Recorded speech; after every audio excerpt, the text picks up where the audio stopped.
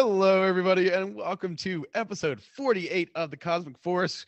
I have no idea what we're doing tonight because we are having all sorts of fun tech issues prior to the show. But assuming it all works out, we are talking High Republic Adventures Volume 2, the trade paperback tonight.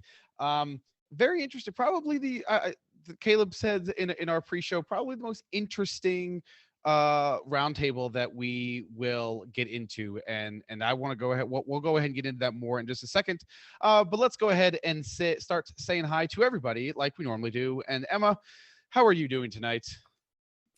Doing good, thank you. Hey everybody. Yeah, it's gonna be an interesting roundtable. I was saying before the show that I'm really excited to talk about it for a variety of reasons. You know, some good, some okay, but any night we're talking about High Republic is a good night. So looking forward to it. Absolutely, yes. This was a lot of fun. But Caleb, so what exactly? Remind me what you said in our group Slack message earlier today. That this was, I couldn't remember your exact terminology. What did I exactly say?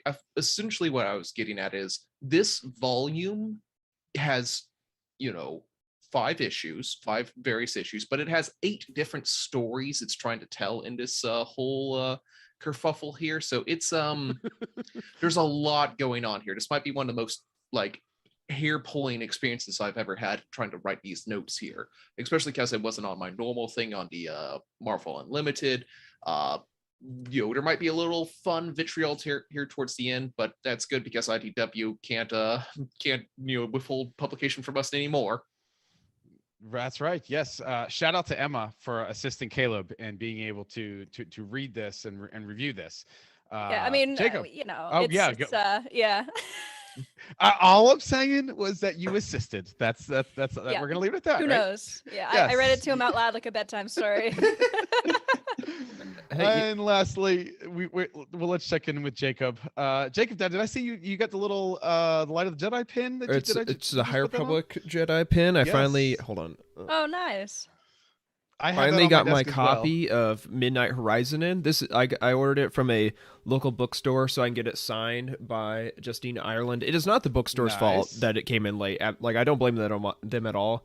They got their shipment of the books well after the book actually came out. So it took its time getting here, but I read it in January, so not a big deal. That I had to wait for it, but yeah. But still got it because we're collectors. Correct. I have to have them all. I now have everything. Well, I still, I'm waiting for Edge of Balance Volume 2. Obviously, that's the only one that I don't have. Because it doesn't exist yet. I've read it. It doesn't exist yet though. I just hit pre-order on it on Amazon. I think an hour ago. I'm kind of hoping. I kind of want to tweet at DJO and see if he's doing a signed run through Octavia Books or something, because he's the only author I don't have a signature from at this point. I have every single other one over here. And for as crazy as a story as that Edge of Balance Volume 2 has gotten, I would probably. I'm not normally a manga fan collector, but. Oh, we lost his audio. This was this is what we were talking about. Tyler, okay, hold on. Oh, he's still going. Oh well. I'm sure he's saying something great. He's pointing and gesticulating. He's got some great points. You'll find it out eventually. He's saying that he's really excited for Volume 2. Oh. All right, there we go.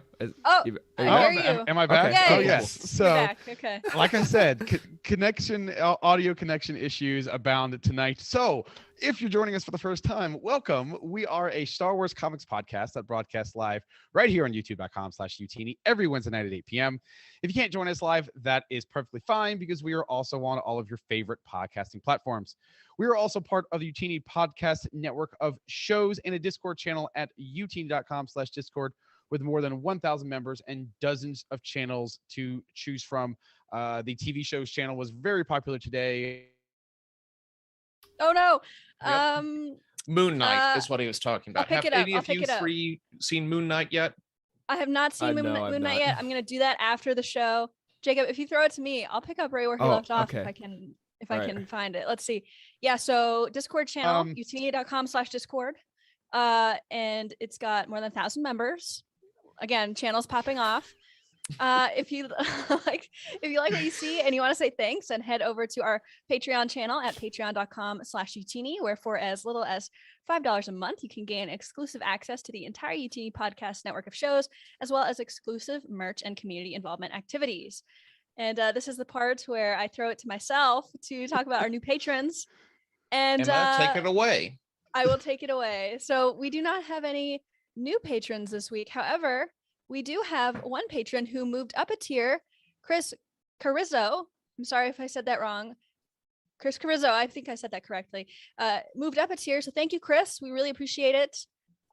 Your support and all of our patron support allow us to do awesome stuff like this and like Celebration coming up. So thank you very much. Jacob, what do we have in the weekly pull list?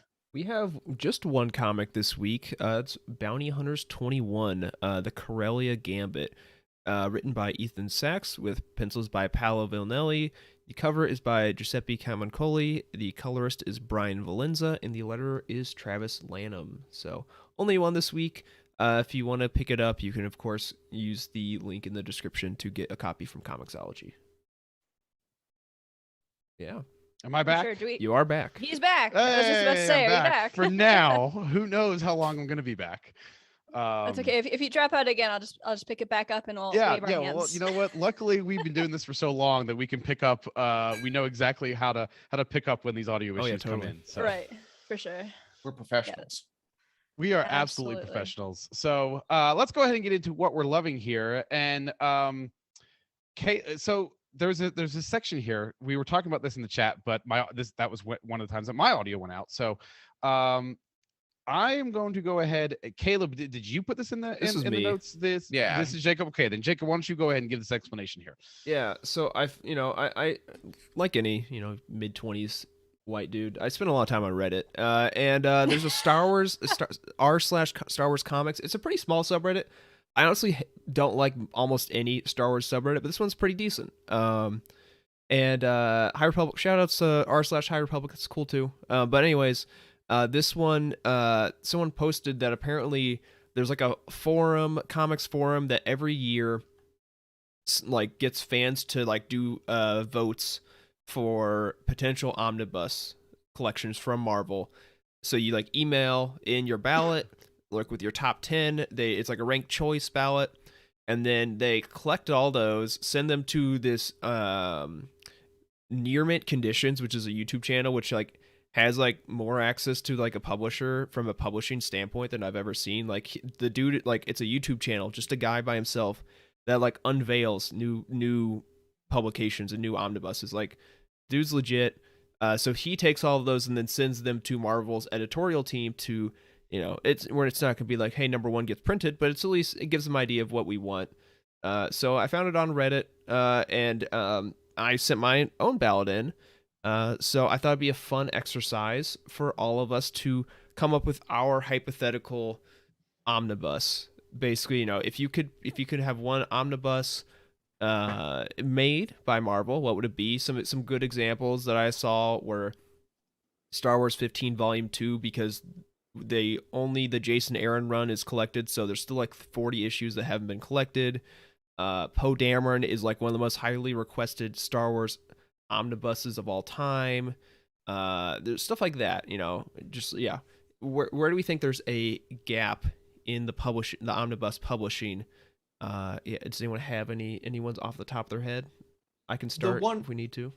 I'll start. The one that you already said it, and it's definitely the one that I think it has a huge gap around it, is the Poe Dameron one. Not only is there a huge gap because it's not there, but it's also because there's nothing else in the canon that really tackles that era. So it's really nice to see that representation of the sequel era, essentially. So I would like to see some more love put into that, so maybe we can get some more comics out of that one. Other than that, it would be nice to have, like, as we might get into it now, maybe a nice High Republic Adventures omnibus, so we can have everything together, or even just a whole High Republic together. That'd be cool too.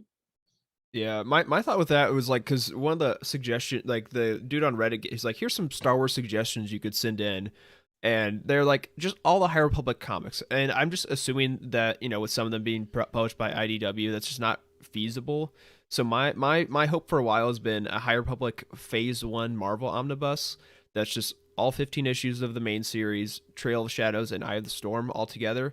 But could have, what I really would want is the white spine to match all the trade paperbacks, so they pop just like those, because the normal ones are black. So I feel like that's going to come. It has to be. I mean, like, they sold so incredibly well, you'd expect it to be the case. And, you know, what, 22 issues? I mean, that's not, it's a decent size, but nothing too insane. Like, I think it's right in the right, it's a nice happy middle. Mm-hmm. So all good options. It's hard for me to claim an Omni, because prior to I'm not as well versed in 26 in the old Marvel or the Dark Horse stuff to say what is missing. And I know there's a lot of Omnis out there. There's a lot of collections out there. So maybe something that is the definitive start of that time period, because I feel like there's a whole bunch of, I mean, even in your messages in the Slack, where with what you're reading, you're like, oh, I started doing this, and then I went into Legacy, and then it took a detour into this other sub genre of Legacy. So that's kind of where I go with this, is somewhere that is like, if you want to get into this stuff, this is the definitive place to start. Just like Utini does with our guides. If you want to start in the War of the Bounty Hunters, this is where you start. If you want to start with the Old Republic, this is where you start. That's what I need. That's the omnibus that I need. Yeah, I agree. I mean, you know, we're definitely having conversations about ways to make that easier from our end. So stay tuned for that. But yeah, for me, this might be a little bit of a wild card because it's not Marvel, but I would really, really love if we got a Star Wars Adventures omnibus, because they are so difficult to read right now. Hint, hint, hint, please. I mean, my God, like, I mean, I can't complain because I have all of them because I subscribed to the series before they all went away. But now a ton of people are missing out on these great comics that are evergreen, that have so much left to give. And now you can't find a place to read them unless you have them. And I don't think that's good. So I would really love, you know, maybe one for the 2015 run, and then maybe one for when it started over again, something like that. I think would be really nice. And it's got a lot of good like sequel trilogy content. And like Caleb was saying earlier, we don't have a lot of sequel trilogy stuff in the comics. So I think that'd be a great way to include some more eras, some more stories, and to make it more accessible. Please, Amazon, pretty please. So follow up to that, Emma. Yeah. Do you want those stories in release order, or do you want them in timeline order? This is a good because question. Those stories are all run the gamut of they're all over the right place. Yeah. Oh man, I think it'd be really interesting to have them in timeline order, just as a way to read them from a new perspective. Like if I were Trev, right? And I was like a little bit timeline crazy, I would like put them all into a PDF and like arrange them myself, right? But like I'm not that person. I love that he is, and Trev, you know, if you want to work on that, like send it to me, bro. But yeah, I think timeline order would be a really interesting way to do it. And I think that sometimes it going all over the place just causes confusion for readers, especially kids, which is who it's aimed for. So yeah, see, the thing with with at least because at least the old Star Wars Adventures, I'm not sure about the 2020 run, was that in itself was kind of a confusing publishing, like how they publish the trade paperbacks. Because like if you're not familiar, yeah, most of them have like most IDW like comic book stories would be like this issue 1 has half of a story, and then like a mini story, and then half of the second half of the story in issue 2, and then a mini story. And it's like, so when they made the trade paperback, it'd be like 3 issues together, and they would take the 2 halves of the story that were across multiple issues, put them together so it's all together, and then take all the mini stories and put them at the end. So like it's not strictly in the way you would read them in a single issue format. So it's already kind of confusing. I don't know. It could get even more confusing, honestly. Like, I think with that one, you really have to be like, I don't know if you take like all of the like Adventures in Wild Space and just put them all at the end. Like, I don't know. I don't know how that works. Yeah. Like, because the Adventures in Wild Space are really what can throw you off there. It might be interesting to put all of those in one, like Maybe. that might be interesting, or maybe just like put them at the end, like you said, maybe take them out completely. But there needs to be a way to make it easier, because these stories are a ton of fun, and I feel like a lot of people are missing out on them, either because they can't access them or because they're confusing to follow. So Right. that might be a good idea for something for you, Teeny. I don't know. What have I got myself into? Anyways. Well, so that was a great great. You want something to wrap up? I was gonna get my suggestion. Oh yeah. Come on, it's trying to skip over me. No. My suggestion, Jared's mentioned it in the chat. I want a Legacy one. I've been reading that. It's been a great comic. I think it's so my ideal would be Legacy Volume 1, which would include all 50 issues of Legacy, plus the 6 issues of Legacy War. I think it's very cool that Legacy and Old Republic, the comics, were coming out at the same time. They're basically both of the base series were 50 issues, so it'd be very similar size. It would look great on my shelf next to my Old Republic omnibus. So yeah, I would really enjoy that. It's a really cool story, and I think Jared was saying in the chat, we do have some epic collections, but it'd be nice to have it all in one space. So that is my dream. I feel like Legends omnibuses or omnibuy, or whatever the plural is. I've looked into it before. I'm still not sure what the plural is. Yeah, that kind of tracks. Yeah, but I mean, I think that Legends omnibuy kind of just make Legends comics easier to read. Not that I've ever read one before, because they're too expensive, and I prefer the digital reading experience. But as someone that has tried to get into Legends comics and has failed multiple times, I think that something like that would make it easier, just to have it all in one space. Yeah, it's definitely it's crazy. It's a crazy world. Yeah, it's really easy, with an Epic collection or an omnibus, just to open it and then just start reading, rather than like Marvel Unlimited. It's like, okay, well, it's this series, but do I need this other series? Yeah. Like, what goes where? Are there like one shots that I'm missing somewhere? Like, are there annuals? It starts with a trip to the Wook. Yeah, because annuals on Marvel Unlimited are their own separate series, so they don't like naturally slot in where they're supposed to. So that's great to know for the future. I did not know that at all. Oh God, why? Why? Even more fun fact for Darth Vader specifically, for like the canon Marvel stuff, because normally it's like Star Wars 2015, the Star Wars 2015 annuals. For Darth Vader, for some reason, I think Kieran Gillen and Charles Soule's series, their annuals are in the same entry, the same series. Oh, so yeah, they I don't know, I don't understand the logic, but it's okay. I don't think we're supposed to at this point. Nope. You know how you solve that? You just read them as they come out. Like I know we can't do that with Legends anymore, but just read the single issues, and then you know what you're getting when you buy it all. Just buy it all. Yeah, and the omnibus when it comes out, the singles, the trade paperbacks, and the omnibuses. Yeah, you have to be like almost a millionaire to do that. If you don't own multiple versions of the same media, are you even a Star Wars fan? I mean, come on.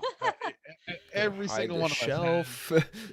Yeah, I felt that to my core. Oh my God. Has at least one.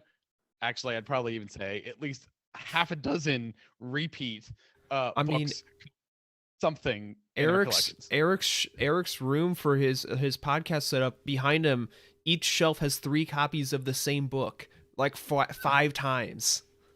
His Shrine to the High Republic, yes. And like, we collectors call that goals. Here's my out of print copy. Here's my Goldsboro copy. Here's my regular retail copy.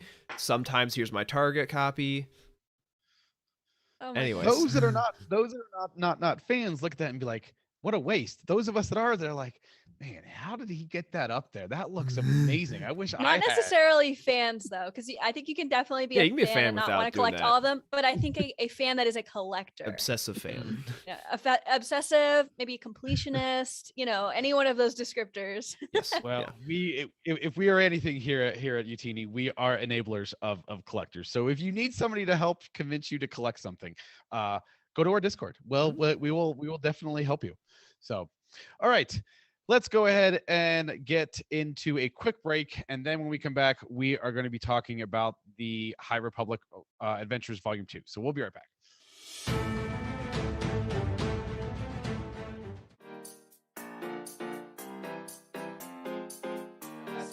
it's the best back cover since the Star Wars Episode 1 hardcover novelization, the one with young Anakin, because on the back, just to remind y'all, is a full headshot of Watto. It's so big. I think I brought this up on one of the earliest episodes of the Living Force ever, and I thought I'd bring it back. Oh my god, yeah. Series and all of Legends. What do you guys think? Could it be the X-Wing series? Might just be the most romance-intensive series ever. And we're not just talking about the scene where Corran Horn describes his love affair with an otter. I mean, a Salonian that he hooked up with her and then he broke out in chives. Yeah, not chives. Not chives. What's it called? The bumps? Hives, dude. Hives. Chives go on your potato. I'm hearing you say the same thing. Chives, what you put on the potato. No C. Hives. Hives. Not chives. What did I say? Chives.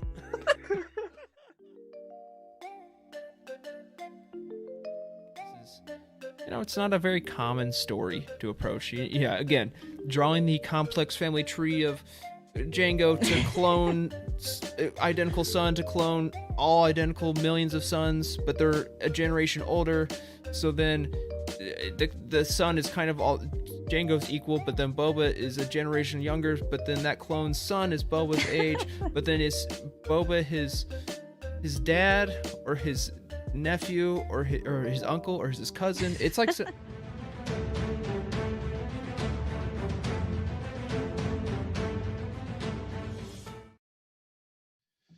All right, we are back tonight, and as we said at the top of the show, tonight's roundtable is discussing High Republic Adventures Volume 2, the Eclectic Edition. That's kind of what we're calling it. This nice little has the Free Comic Book Day cover or issue on the cover, and that so as a reminder as to what all is in this. We have Free Comic Book Day issues 6, 7, and 8, and the annual. And while all of these were written by Daniel José Older, and the penciler was Harvey Tolibao and Toni Bruno, the colorist was Rebecca Nalty, and the cover artist was Nick Brokenshire. These issues were released as early as I was looking it up. Issue 6 was released July 21st, 2021. Oh, but wow. This actual collection was actually just published February 22nd of 2022. So there was a nice long gap in between some of the earlier issues and when this collection actually was printed. So we're gonna do what we always do here. We're gonna go ahead and give our initial ratings, and then we'll get into this, the subject of each of the books. And I am gonna start. Let's start with Jacob this time. I don't think we normally start with Jacob, so I want him to go first this time. This is a lot of pressure because we talked ahead of time, and so the story itself is great. I've said a lot of how I really enjoy the series as a whole, and all the characters and the story that's told and everything. This book suffers from the fact that the trade paperback is not well edited. It's not well. The issues don't make sense together. It's a little bit of a cluster. So you have Free Comic Book Day, which is a pretty short story that is it overlaps a lot with Race to Crash Point Tower. If you read the book, you're like, and then you read this comic, you're like, this doesn't add a ton to the experience. If not, then it's cool. It's great. And it's a great way to introduce Ram for people that haven't read that book into the comic series. But then you have 6 through 8, which 6 and 7 are a whole story, but then 8's kind of the start of a story. And then you have the annual, which is great on its own, and just, I can go anywhere, but just like the collection of these issues is not my favorite. So it's so like, this like general section of the series I still enjoy. Like if you took out 8 or maybe added 9 to, like, there are ways they could have, I think, made this a better trade But if I'm just grading the trade, I would probably have to go like 6.5, which is very low for this show. Yes, but I think you are the precursor to how a lot of us are feeling. Because I agree with everything you said. I enjoyed almost all of these stories equally. I don't think there was a low point. I think some of them are better than others, but I don't think there's a real low point for any of these. And I also kind of forgot these. I read these issues so long ago that I didn't realize until I was rereading this in prep for the show that all of the characters that were in Midnight Horizon got their own comic, and that would have been very helpful for me as I was reading that book. So between the timing of when these issues were released and when we're getting this collection, and the fact that as a norm, whether it's a good thing or a bad thing, trade paperbacks are kind of sort of viewed as a collection. They're collected for a reason. And there really wasn't a really good reason for this group of stories to be put together, other than the fact that they were just all High Republic adventures. So my score is also going to kind of reflect that, and I'm going to give my initial score as a 7.0. Emma, I've got you next in the rundown here. What's your score? Okay, yeah. I mean, you guys took the words right out of my mouth. What I'm about to say literally hurts my soul, but it has zero to do with the quality of the story. Like, the stories were great. We just needed a little bit more cushion between them. We needed some, we needed 9 added and one of them removed or something. I don't know. It needed something. And these stories, they did not make sense together. I think the Free Comic Book Day could have been left out of it. And I definitely think we should not have started right in the middle of an arc towards the end there with 8. Again, this has zero to do with the quality of the stories. The characters are great. The writing is great. The art is great. If this was better organized, this would easily be a 9.5 for me, but I've got to give it a 7. It's not organized well enough. If you're just reading the trades, you're going to be completely lost. And also you're going to be left on a cliffhanger. And as of what we know right now, they're not publishing any more trades of this, leaving you right in the middle of an arc. So I think it could have been done better, but once again, I'll reiterate, nothing to do with the story. All the artists and creators, writers behind it did a fantastic job. It's just an organizational issue for me. Yeah. The hard part is, like, if I was a parent, I'm probably not, if I'm a parent buying like my 6-year-old these comics, I'm probably not buying them single issues. I'm probably buying them trade paperbacks. Like, here, exactly. This, you can beat this up a little harder than a single issue comic, and it's gonna be okay. It's cheaper for me. I don't think a kid. I don't know how. Tyler's a dad, so he can probably say a little bit more about this. But, like, I don't. It depends on your kid. But they might not have the patience to wait month to month for, like, the next part of the story. Right. I think it works a lot better to give them a trade paperback. It's like, here, you can read this. It's like a little book. And the fact that right now we don't know if that story's ever getting completed is kind of hard. I never really thought about it that way. Mason loved the first the trade paperback number 1. I mean, that's why we had him on the show, because it's his audience. And while he hasn't picked up these individual issues, I do have another a Marvel title that I have on my pull list for him. And that's 4 issues in, and he hasn't read 2 of them. And it's exactly what you said, Jacob, and it's something that I didn't even think about. It's because he goes a month in between them, and they're loose leaves, and so he tosses them on his desk. His desk is a mess. They get lost under the bed. It's so he doesn't. Whereas this book, that a trade paperback, a book is heavier duty. It doesn't get lost as easy. But that's you make an excellent point about. I don't think. I mean, I haven't given this one to Mason because I just actually picked it up last week. I don't think I will have to get back to you on that and let him read this and see what he feels. Just he and I will talk about it off air and just kind of maybe get a real summarization for it, because that's a very interesting point. It'll be interesting to see what he thinks. Because I think you're right. I think he'd get confused. Yeah. Caleb, go ahead.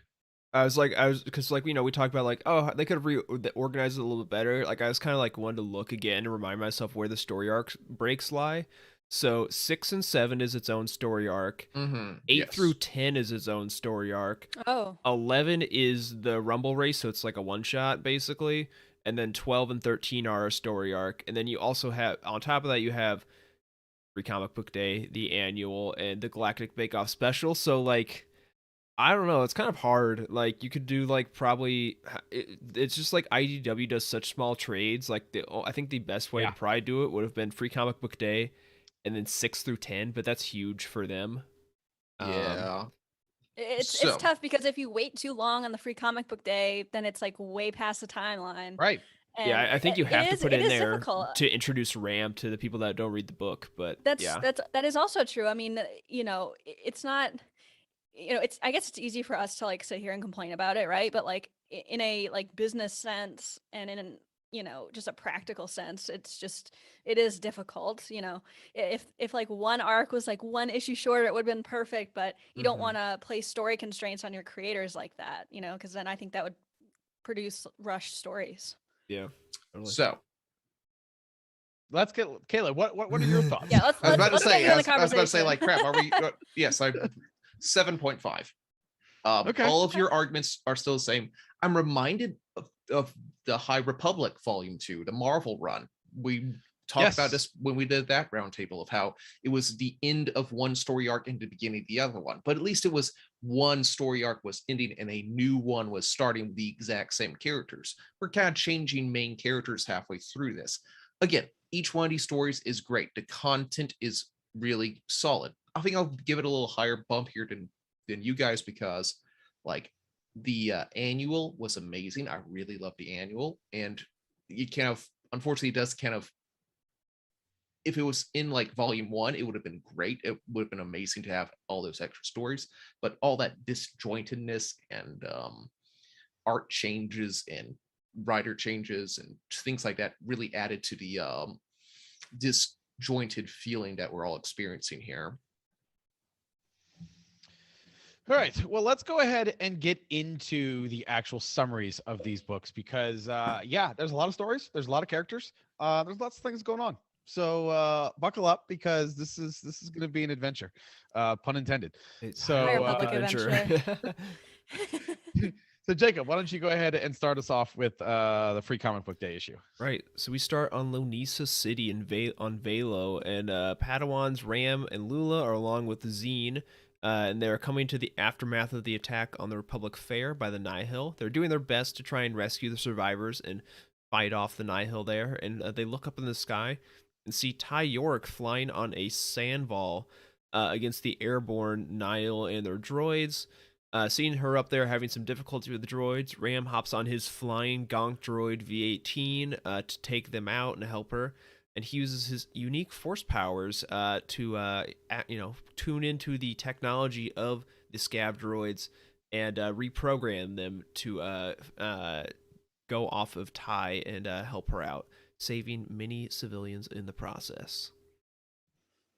Yeah, so we move from the Free Comic Book Day issue into issue 6, which was actually published before the Free Comic Book Day issue, but it's not a huge deal here. So we start off with the Jedi Padawans Farzala and Court joining Master Obratuk. I realized I should practice saying that before. That's hard to say. You were right the first time. Okay, cool. I was second guessing myself. All right. Yeah, they join Master Obratuk on a mission to formalize treaties with the Hutts. This ties into the storyline in the Marvel High Republic series with Avar and the Hutts fighting off the Drengir. And to accomplish this secretive task, they hire the vessel crew with Affy and Geode and Leox Jossi. And once they arrive at Nal Hutta, Master Obratuk is in the middle of a deep sleep, almost like a hibernation. So Farzala and Leox head out to perform the negotiations themselves. Not aggressively, but, regular negotiations. No sooner have they made contact with Scarabda the Hutt. Why do they have to be so difficult? Scarabda the Hutt. When a band of armed thugs board the vessel, fire on the conference, and flee to space. So it looks like the vessel crew has fired on the negotiations. Now Court, Affy, and Geode are stuck on the ship with dangerous men looking for them, and Farzala and Leox are imprisoned by the Hutts. We move on to issue 7. This is the last part of this kind of 2-part arc. Farzala is imprisoned and feels alone in the Force, thinking back to the lesson Master Obertuck taught him about fear. He finds the power to attempt an escape. Meanwhile, on the vessel, Affy and Court begin their counterattack against the shipjackers, who reveal they are under Jabba's order to sabotage the treaty talks. Aided by the timely waking of Master Obertuck and Farzala befriend some local wildlife, the heroes reveal Jabba's treachery, and the day is won. And that leads us into issue 8, which is, like we've said, this beginning of a completely new arc where we have a happy reunion as Farzala, Court, Lula, and Zine all meet up on the Starlight Citadel for the first time in months. And there they meet Ram, and they meet the new one of I just lost his name. It's like Ishnar or something like that. Yeah, Ishnar's Scarbata the Hutt's like security. I don't Chief Muscle. Security. There you go. Where they have also joined on Starlight to kind of hang out with each other, for lack of a better term. Meanwhile, Crix has risen through the ranks of the Nihil and serves directly under the Eye. Following orders, he leads an attack on the Jedi Temple on Takodana, and then to attack the Pirate Queen Maz Kanata. The Padawans are coming to grips with the changes taking place across the galaxy with the death of Loden Greatstorm and the cruel death and destruction brought on by the Nihil Raiders. They know what they have to do. They need to stop Crix. Meanwhile, back on Takodana, Jedi Master Sav Malagan single-handedly dispatches most of the Nihil fighters, which causes Crix to retreat. He returns to their hidden base and raises a much larger force where he is hell-bent on destroying the Jedi, and that is where issue 8 ends. Okay, so I'll just do a brief summary of the first annual. The first one in the volume was Set for Life by Charles Soule and Sam Beck. This one follows Masters Loden and Padawan Zettifar as they learn a harsh lesson about the value of life. Next up is No Stone Unturned by Claudia Gray, Jason Liu, and Megan Huang. The crew of the vessel show that it's best to learn from local customs and not steal from local customs. Next up is The First Mission by Justina Ireland and Yael Nathan. This is the story of Ernestra Rowe's first meeting with Stellan Gios, uncovering some Hutt treachery along with some fine dining. Crash and the Crew Do What They Do by Daniel José Older and Jesse Lomergan. This one follows Crash and her core sec unit as they try to keep the Chancellor Lena So safe during her visit to Corellia from a Nihil spy drone. Really, really great art and panel layout in this one. And lastly, The Hall by Kevin Scott and Stefano Simewan. A Nihil force led by Lorna D break into a safe, hoping to strike a fortune, but they find Porter Ingle, Jedi Master, Blade of Bordata, and Cook, who easily captures and overwhelms the entire force, leaving only Lorna to run away. Not all but Lorna. She's the only one who can make it out. And that is the 5 stories of the annual, number 1.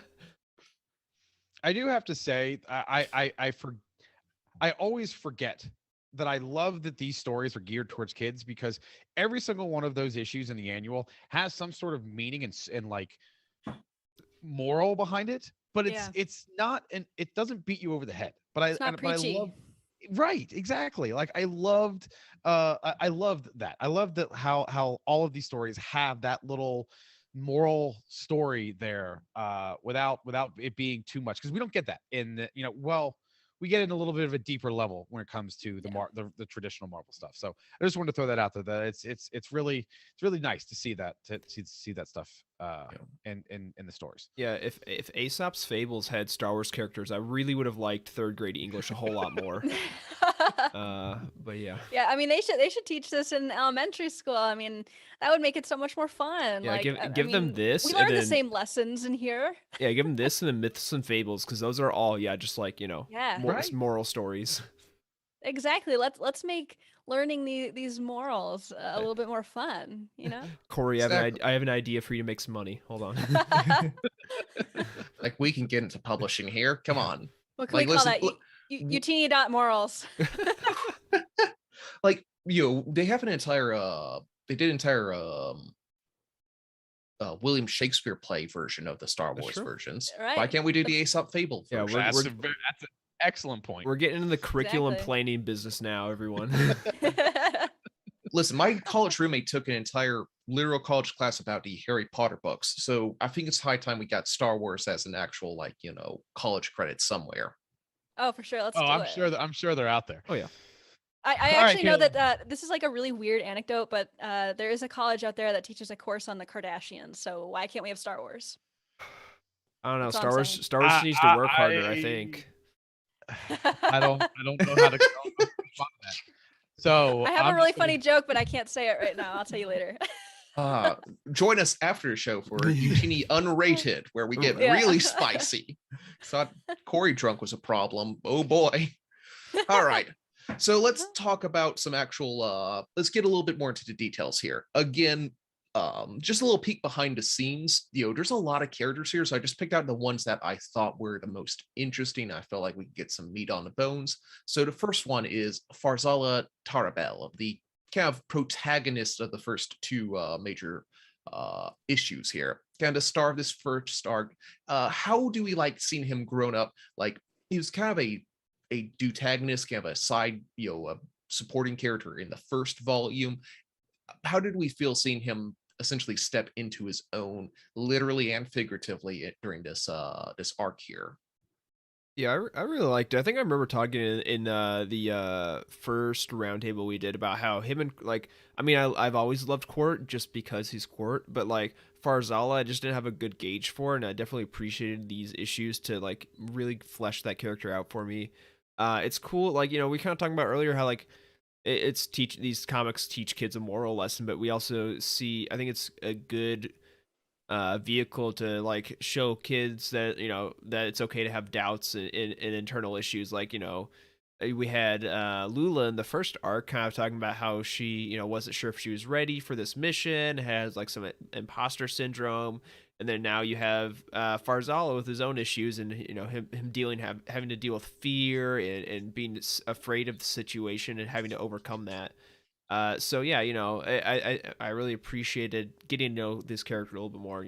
We got Lula a lot in the first, Lula and Zine in the first like 5 issues, and we get some Farzala, and then after this we'll get a lot more Court. So yeah, good stuff. Yeah, I totally think- agree. I think I think I was always interested in Farzala in the from the first few issues, but he never really got a chance to shine, and this was his chance to shine. And even though this series is really for the most part Lula and Zine's series, it still very much is here, but we get to see Farzala kind of come into his own and really feel like a big part of the crew, because it really felt like just Lula and Zine were the big players here for a while, but now you really feel like they're starting to come together, getting to be friends more, and just maturing and kind of learning how to, I don't know, work as a Jedi, work with each other, and kind of learn their limits and stuff. So yeah. Exactly. I think Farzala is underused, and I think Yes. Farzala and Leox are the two coolest looking characters in this entire, at least in this collection. Hey, I you love- don't have to do that to my boy Geode like that. I mean, come on, he is rock solid from the looks department. Look, Jacob, you're going you're nearing a line here. we've been there, like Geode. Can we put Geode to the side, please? Yes. Like I jokes mean, are fun. He dominates the conversation if we don't do that, so we will. Yes. Jacob, stop. We're not going to have a repeat of the Living Force. Let's just say Getting awfully close. Geode's time he's had his time to shine. Now we need to focus on the other characters. Mhm. This is a family friendly roundtable. So Since yes, when? it's a kids comic. Oh, that's It's true. true. We should That's probably keep actually this. that's actually very true. I was about to say something about keeping it above the belt, but we already do with our camera angle. So Oh gosh. All right. So I did have a while you were talking, I did have this moment I wanted to talk about. When he's in prison, he has a flashback to his teacher, to his master, talking about fear and how that's not necessarily like fear is the enemy. Like fear is the only thing you should be running away from and not trying to tackle or not trying to get into. And that's a story that's often, that's told a lot of, like, how better to be better and like really conquer fear. But it's nice seeing that from a Jedi and talking a lot more empathetically about that. Did that scene stand out at all to you guys, or was that just me like liking good Jedi teaching every now and again? I mean, I'm down for good Jedi teaching. Like I did love that moment, and I also liked his this is like related to that as well. I liked his reflection on the teachings from that like holodrama that they watched as a kid. I thought that was really cool because it shows to kids that like it teaches another great lesson that you don't just have to learn things from your teachers or real life people. Like you can draw inspiration from media, and maybe that's just like my like adult brain kind of like drawing that theme to it. But also, just a really quick side note, was that Jedi supposed to look a lot like Daniel José Older? Thank you. I thought the same thing, but I was like, that's probably just me. I wasn't going to bring it up. But yes, I absolutely thought that looked like him as well. So it's been bugging me the whole time. I've been waiting to bring it up. Talboda. Yeah. It's not like a weird like changing of the letters for Daniel or anything like that. Right. Yeah. Well, because I was staring at the name for a long time, I was like, "How does this spell DJO?" Yeah, it's not like would like Lissa Vots or whatever, or Crash Ongwa, or there's a Pablo Hidalgo one in there somewhere where he's like a Jedi architect. I can't remember what the name is for that one, but yeah. This Mark Matten. This story, this little fable reminded me a lot of the Vernestra Rowe lesson from Race to Crash Point Tower. Yep. Was it Race to Crash Point Tower? Is that where she was talking about loss? Yes. Yep. Attachment. Yeah. Yes. That was a lot more drawn out, even in the few pages that we got compared to this, where we literally got like 15 words, but it had the same meaning to me, and it had the same power that you can't. I thought it was the best. I thought it was the best lesson in the entire book. Of you are going to have fear, but it is the overcoming of fear and the facing of fear head on that makes a Jedi powerful. That is such a powerful story or powerful message that I absolutely loved it, and I just it brought me back to that Vernestra Rowe lesson that we had earlier in the High Republic. Now remember, Tyler, you did say it was only like 15 or so like speech bubbles or words, but remember, a picture's worth 1,000 of those. Oh, absolutely. So that's significantly more by weight that way. All right, one last point I want to talk about with Farsala, and that was when he was partnered up with my personal favorite character, Leox Jossi. Like when we first saw the two of them going off, like, oh, we'll be able to do this negotiation, no problem.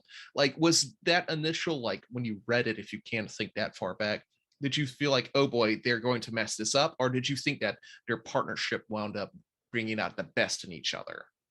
I definitely thought they were going to mess it up, but at the same time, I was like, they might mess it up, but it's going to be interesting to see how. Like, it's it also reminded me of something that like Han Solo would do. Like, in the heat of the moment, trying to think of something to like not blow his cover or whatever. Like it felt very goofy, but not in a bad way. And I really liked it because it added some levity. Not that it needed levity or anything, but it added levity in a not corny way. So I think it was good. Exactly. I mean, it already is kind of a Han and Luke dynamic of like the young idealistic, kid essentially, in the old wizened spacer who's been around the block a few times. Right. It's like I will say, like, Leox is kind of he's a bit corny at times, but like in all the books, he at the end of the day, when it comes down to it, he definitely like is there for the people he cares about, and like he gets the job done. Like he'll do what has to be done. Similar to Han Solo, he's kind of he's a scoundrel until he's pushed to have to do the right thing, and then he will. Exactly. I think my favorite. This is talking about the books here, but I think my favorite Leok's moment is in and out of the shadows when towards like the big resolution, like the space station's being attacked and Affy's gone and probably being captured by someone. He like literally takes all his like peace, beads and like bells and all whistles and like puts it aside. It's like, okay, and picks up his gun. Like, I'm going to go get her now. It's such like a powerful of like, I'm putting down my trappings of peace and love, and I'm picking up a gun because it's time to do the deed that needs to get done. Like what at that moment I knew, ooh, Leox, you're gonna be my totem here. Okay. All right, so let's move on to another character here. Someone we didn't get as much characterization because she didn't show up too much, but Zine Mirla, essentially Zine. She's become much more entangled with the Jedi now. As good as this has been for her character development and mentality, just kind of a meta question here. Do you think joining up with the Jedi is really a good idea during this exact moment of Star Wars time history? I don't think it's a good idea for the Jedi as a whole. I do think it's a good idea for her personally, but like obviously there comes attachment with that, and I think that's like bad for Lula in a sense, but at the same time I think it's good for her. Like, Jedi, we need to stop, saying that attachment's bad and all that stuff. So I think that it's definitely good for her because she was suppressing her Force abilities. I can't imagine that's very healthy. It's kind of like when you like hold in sadness for too long and then it just like comes out in a bad way. Like it's probably the same with the Force. Like you hold it back too long, it's like a sneeze that you hold in, it hurts. So I think I think it's good for her just generally. It's so hard to talk about this without spoiling Midnight Horizon at this point because we know, I know so much more. It's like, I know. yeah, it does have some Like, effects yeah. on her. Yes. I like her. For her, I think it benefits her to be around the Jedi.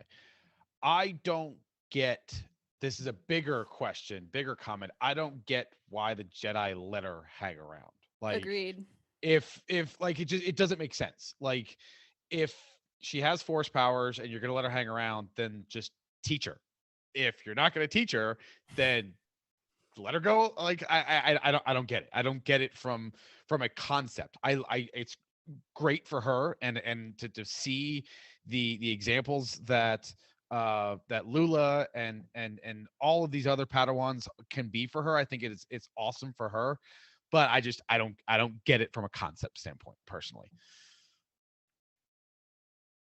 Exactly. So any other characters that we want to touch on real quick before I start moving into some discussion questions? There's a lot of characters, so if you have like a specific one we want to dig into, speak now. And Court was really good, but I think it's overshadowed by the fact that we've read the next several issues, and those are very Court heavy. And I feel the same way about.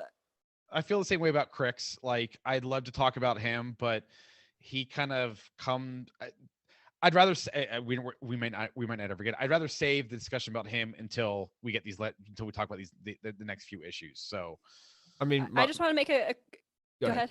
No. I just want to make a quick comment that we were introduced to Ram like in the comics area, at least in this volume, and I thought that his introduction was well done because it was mildly familiar in that it was taking place during Race to Crash One Tower and the Rising Storm. But at the same time, we also got a little bit more insight into how he was feeling. Like he felt like a little bit of an outsider with the Jedi group. He felt like they kind of had not a clique because that kind of has negative connotations, but their own kind of group that he was just joining and kind of crashing the party. And then we also see how that affects Zine because she's not the newbie anymore. And I thought that whole dynamic was really interesting. And Ram in general is also a super interesting character. And I wish that we got to see more of him, like in general. Like I'm talking about like big picture view, like the entire thing. I wish we got to see more of him, but I'm glad that we at least got to see him like visualized in the comics medium. Yeah, no, exactly. I mean, my favorite character that we should talk about just a little bit is Ten Kate, which is Crash's droid. Yes. That serves her calf. That's all I got. I mean, yes. I also wish I had a droid like assistant to serve me coffee whenever I need it. Definitely make my life a lot easier. And He was to like that remind droid you of- in Visions that served the tea. Yes. Like, I think it was the Ronin one. Yeah. he provides you coffee and then says, "Hey, you're making a fool of yourself again. You told me to tell you to stop it." So yes, that would be. Those are two very important things that you need a droid for. Yeah. A espresso machine on a Roomba chassis. Got it. It's like DJ Roomba, but barista Roomba. All right. So let's talk about a little bit more questions. We mentioned him a little bit, but they growing up, they had, I guess, in Jedi kindergarten, when the teacher was out sick or had a hangover, he just put on a couple movies, and their favorite movies and hollows were of Jedi Master Talbota. You did talk AKA about DJO. AKA DJO. Do you think we'll see more of him in Volume 2? He definitely seemed like he was a much more older and archaic, since they talked about him fighting off Sith. But that might just be artistic license. Do you think we'll see him in Phase 2? What is DJO responsible for in Phase 2? As of right now, he's writing a High Republic Adventures graphic novel for Dark Horse. Oh, absolutely. Then see, like, when Phase 2 first got announced, there's a lot of people like, oh, I remember this thing that was like a long time ago in the High Republic that's probably come up, or this thing. And Talbot, I remember, was one of them. I'm like, oh yeah, that makes sense. Like, why else would they, like, make sense for them to plant the seed here? But I hadn't read it in a while, and having gone back and read this recently, like, I'm like, okay, well, now I'm not really sure, because he's fought Sith. It literally says from before the time of the High Republic, so you'd think like Old Republic. So my current thought is we won't see him in person. I could buy seeing a holocron of him, but I don't think we will get a in present time story about him. I agree. I think we'll see him referenced in the early, the black and white hollows. Yeah, I mean, to me, I kind of read this as he was a completely fictional character. That's just kind of how I envisioned it. How we have fictional characters based on real events, but that doesn't mean that the person was actually real.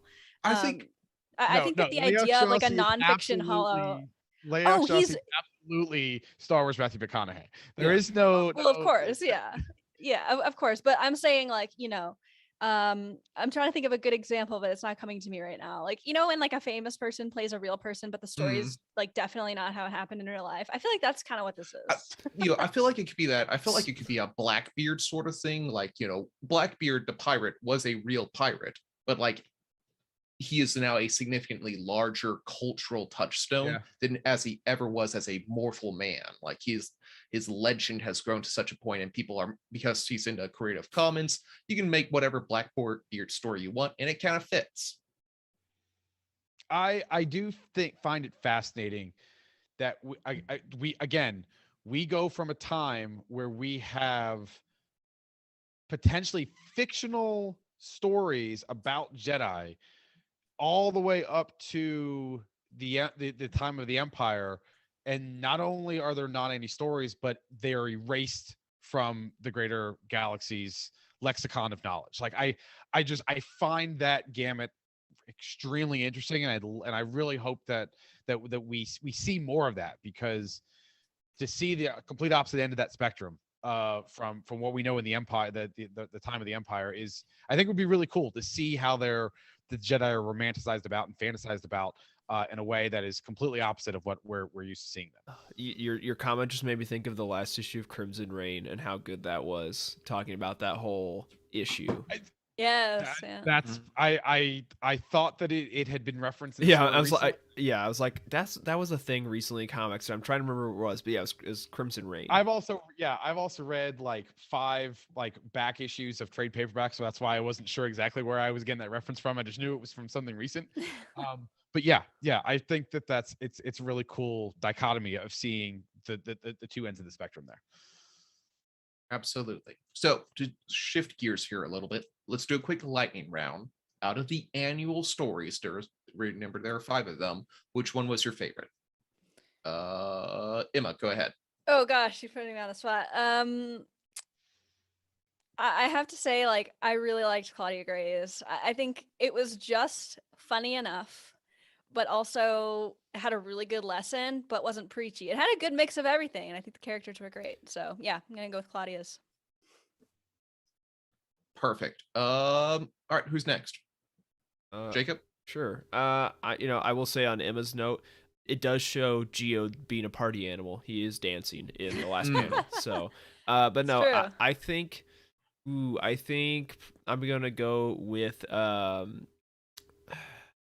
Justina Ireland, who I believe wrote the Vern and Stell and Geos one. Yes, first mission. Almost just based on the fact that those are some of my favorite High Republic characters, like in the entirety of the initiative. So I'm gonna go with that one. I wish I said that one. I think I was too rushed to remember it even happened. So I was going back and forth between that one and Crash and the Crew, because I would have loved to realize that this story was around when I was reading Midnight Horizon, because there were a lot of characters in Midnight Horizon, and it was hard for me to get an image of. But it was a great prologue, I guess you could say, to Midnight Horizon. So that would be my favorite. All right, and that will leave that one to me. So I think I will pick Crash and the Crew, Do What They Do by Daniel José Older. Again, I think I'm the only person here who has not yet read Midnight Horizon. I'm waiting a little bit to kind of use it as like a bridge piece between the last bit of the High Republic that I'll read and when the new stuff comes out in October. So maybe next month or so I'll read it. I'll do my best to remember to reread this little story here. But the artwork is amazing. It reminded me of like the magazines I would get as a kid. Just some really nice, kind of warm artwork, and the panel layout was just fantastic. So that would be my pick. Would be the Daniel José Older one. Yeah, I mean, the fact that we all mostly have different answers is a testament to how great all of these were. Like it's hard to pick, good ones. So they're all really good. And honestly, I hope we see more of this type of thing with I think they've had great success with like short stories in the Star Wars Insider magazines with a variety of authors. I hope we get more of this kind of collaborative stuff with just tossing together all the authors and seeing what we can come up with. I think it's great. Now here's another quick thing about the annual. Now, the annual did a great job because it introduced you to like 20 characters who are all important throughout the whole series here. If someone was just now getting started in the High Republic, like they hadn't read anything but said, oh, I really want to, would you say the annual is a good jumping in point to kind of like, hey, you can help visualize these characters, so when you see Loden Greatstorm or Finestra Row, you have this image to go with them? Do you think that this could be a really good jumping on point? Just, I'm not talking volume 2, but specifically the annual number 1. Yeah, I mean, do you mean like to the High Republic in general? Yes. No. Yeah, I think it. I mean, I think some of them. I think some of them, not all of them. I think that the Claudia Gray story might give away a little bit too much about Aphelios and Geode's journey. However, I think that the Bell and Loden story is a great intro to their dynamic. Again, if you're like reading this, prior to everything that happens.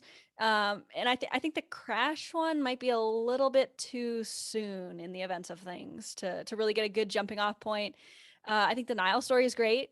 So I definitely think that most of them could work as a good jumping off point, but I'm really interested to hear what Jacob has to say to the contrary. So, yeah, I mean, like, I will say, I think if you it's nice that it's short, but gives you like a large purview of what's happening in the galaxy. I think you can read it, like just like not even thinking about like chronological order, because obviously it doesn't work that way. I think you can read it way earlier than when it like came out in release order. But I still think you kind of I don't think there's a way of getting around reading Light of the Jedi.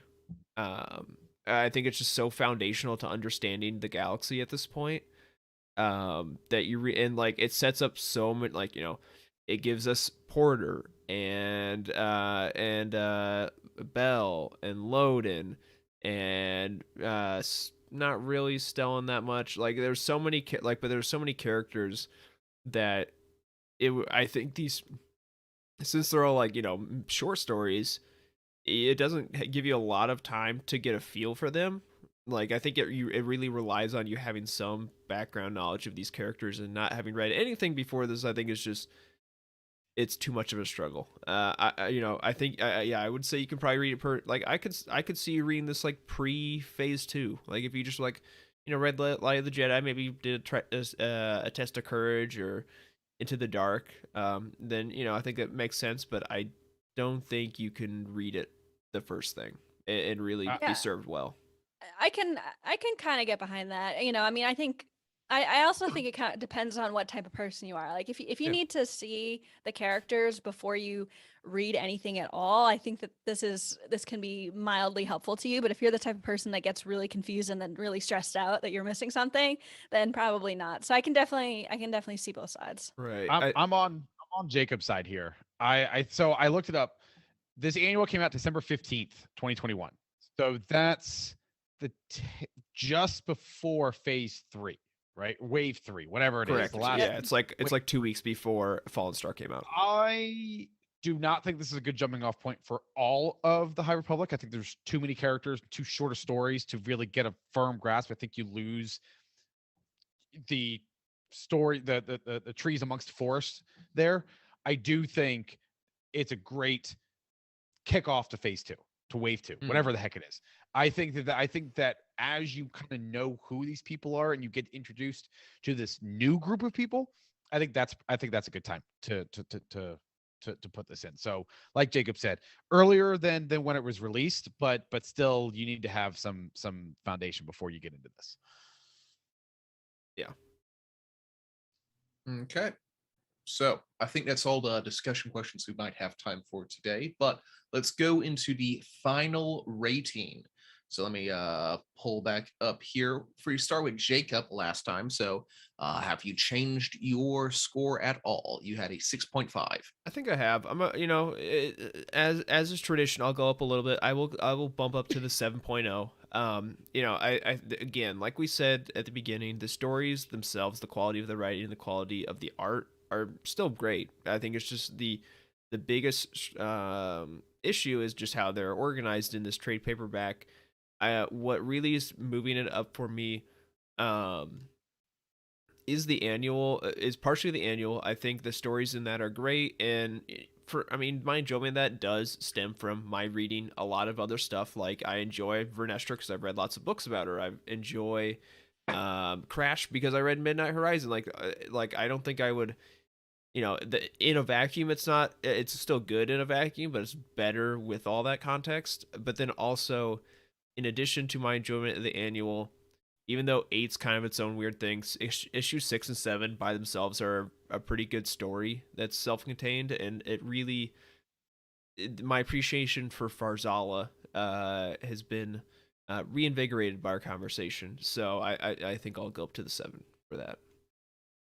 Perfect. So that puts you on a tie with Tyler, unless you want to change your score. This is tough. Like, if this was 6, 7 in the annual, I'd probably be giving this like a 9. But the Free Comic Book Day, kicking it off, having 8 in there, and I can't ignore the fact that there is the potential that we're not going to get a volume 3. It's really hard to. I, like Jacob, only like to do like even points and half points. So if I was giving it, I bump it up from like a 7 to like a 7.2 if I really wanted to, but I don't think I can bump this up to a 7.5. I think a 7 is a nice place to have it. The stories as individually are great. I think it really speaks to the audience. It's also something we have to, keep mentioning. We as 20 and 30-year-olds are not the intended audience here. But it's just, it's a hot mess when it comes to continuity and just telling a story from front cover to back cover. So I think I got to leave it as a 7. Okay. Emma, we're all kind of tight here with 7. Are you keeping that? I'm going to bump it up a tiny bit. I do work in tenths of a point, just, based on my, experience with our review team here. So I'm going to bump it up to a 7.2. I think, after our discussion, especially about Farzala, I feel like I appreciate it a bit more. Again, I won't rehash it like we've talked about it a lot, but just organizational issues is really my main thing. And the content was still great. If we were rating these issues like by themselves, I think that by themselves or in an arc even, I think we would be giving them, higher scores by a bit. And yeah, I mean, overall, it was enjoyable. These characters, I hope that we see more of them in the future, whatever their futures may hold, because, every time we, read the High Republic Adventures or even go back to reread them for shows like this, I still get more and more interested about what their stories are going to be like and where they're going to end up, where their stories are going to end. So I'm really interested in seeing, where we go. I hope that we get to talk about these characters again. Who knows? This literally might be the last time that we talk about them if we don't get another volume or if we don't pick up their story in phase 3. So here's hoping that we get to talk about them again. Absolutely. So that leaves me with my previous score of 7.5. To break slightly with tradition, I don't think I'll be raising my score. I think I'll stick at a 7.5, which still puts me above the rest of my cohorts here. But essentially, again, the story, it's great. The artwork, it's great. But if I were to say, oh, you need to go out and buy an issue or specifically a trade paperback of any of the Star Wars comics we've talked about before, this would be at a very lower tier of the list of what you should be spending your money on. It's still good, but just if you're paying for the trade paperback where it's all compiled in a nice, easy to read package, that's not what you're getting here. If you could get a bundle with this one, volume 2, volume 1, and eventually a hypothetical volume 3, if you get all of them together, absolutely, it's all worth the money if you can get the whole series together. But just a volume 2 by itself it kind of wobbles at its knees when it's trying to stand alone. All right, so let's go ahead and wrap up our roundtable discussion here in a nice Utini tradition with Jacob's Easter eggs. He's got a couple of good ones in here. So Jacob, let's turn this over to you. Yeah, not too many. I mean, like we were talking about this pre-show, like most High Republic references are to other High Republic things, and unless it's like some like super deep cut, like something in a short story, I'm not gonna tell you that, hey, Loden Greatstorm's in Light of the Jedi. But anyways, so they go to negotiate with the Hutts on Bilbosa, which is a city in Nal Hutta, and the city first appears in the short story titled Hutt and Seek, which was part of Tales of the New Republic in Legends. One of the galactic data file pages, which are pretty cool, they're like, they just kind of explain little things about the universe, show some of the Hutt worlds. One of them was Vadran, which appeared first in the Legends novel Rebellion, and same goes for the planet Klatooine, which was on there as well. Isn't that the home world of the Platoonians? Platoonians, thank you. Weequay might be there too. I don't know. It might be. Anyways. And then we also see Gracchus the Hutt, who is featured in the Poe Dameron comic series quite a bit, but he's also in Star Wars 2015 and the Darth Maul miniseries. Is that the Jacked Hutt, or am I thinking of a different one? No, that's Boku. Gracchus is the one with robot legs. Oh, that's right. Okay. They are both ripped. They're probably gym buddies. Maybe they spot each other. Yeah, maybe. So this last one, I'm gonna see if I can get this to work real quickly. I didn't plan ahead, but yeah, okay, I got it. So this last one is the most wild. So the Nihil, Crix, retreats after he attempts to attack Takodana, and he goes to Dolhar Hyde, which is a planet. I think it's mentioned in Midnight Horizon as well, or issues 12 and 13 of the comic, something like that. Anyways, it's a forest planet where the Nihil have a little outpost. Mm-hmm. That was mentioned. I did not realize this until I just put the notes together. In Dr. Aphra 2020, in the engine job. Oh my god, story that's arc, right. I remember this. They go to this planet to try and track down a Nihil path drive for Domina, and that is the same one. So they're like, oh, it's this, like all these Nihil ships are crashed and wrecked everywhere, and it is where Crix had his little outpost. So that is wild. Thought that was cool. I knew it sounded familiar from something. I just couldn't remember what it was.